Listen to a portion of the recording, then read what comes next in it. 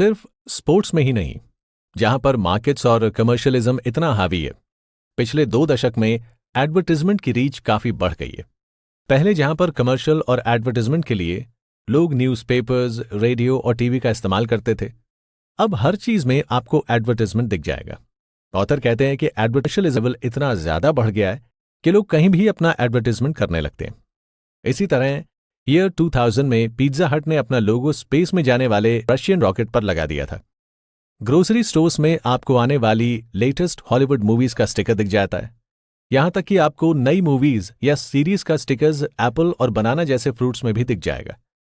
Dairy products की अगर हम बात करें तो वहां पर मिल्क की बोतल से लेकर एक एक अंडे पर आपको टेलीविजन सीरीज का स्टिकर देखने को मिल ही जाएगा।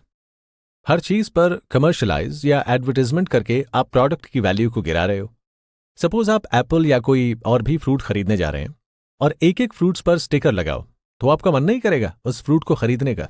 आपको वो फ्रूट्स शायद ज्यादा अनहेल्थी लगे, या फिर आपको लगे कि हर फ्रूट से आपको स्टिकर्स हटाकर खाना पड़ेगा, यानी आपको बेवजह की मेहनत करनी पड़ेगी और शायद आप अवॉइड करेंगे ऐसे फ्रूट्स खाना। क्रिटिक्स की माने तो कमर्शियलिज्म एक एपिडेमिक यानी महामारी की तरह हो गया और इसने सबके दिल, दिमाग और मोरालिटी को करप्ट कर दिया और सबको ह्यूमन वैल्यूज से दूर कर दिया। कुछ क्रिटिक्स तो इसे पोल्यूशन की तरह बताते हैं।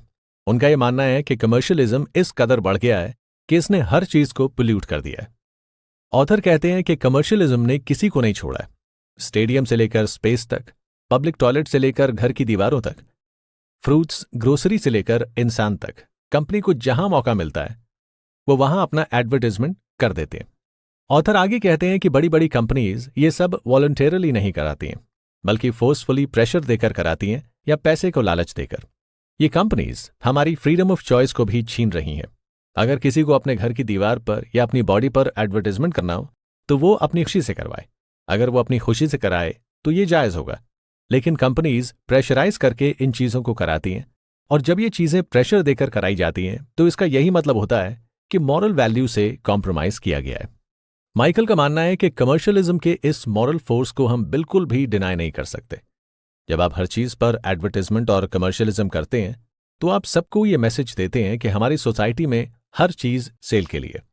सोसाइटी का माइंड कंट्रोल किया जाता है और फिर सोसाइटी भी यही चीज फील करने लगती है, और जब सोसाइटी ये फील करने लगती है तो वो अपनी मॉरल वैल्यूज, इंटेग्रिटी, इन सब को किनारे रखकर खुद को भी कमर्शियलाइज करने की सोचने लगती है, और फिर सोसाइटी के लिए किसी भी चीज के कोई मायने नहीं रहते हैं।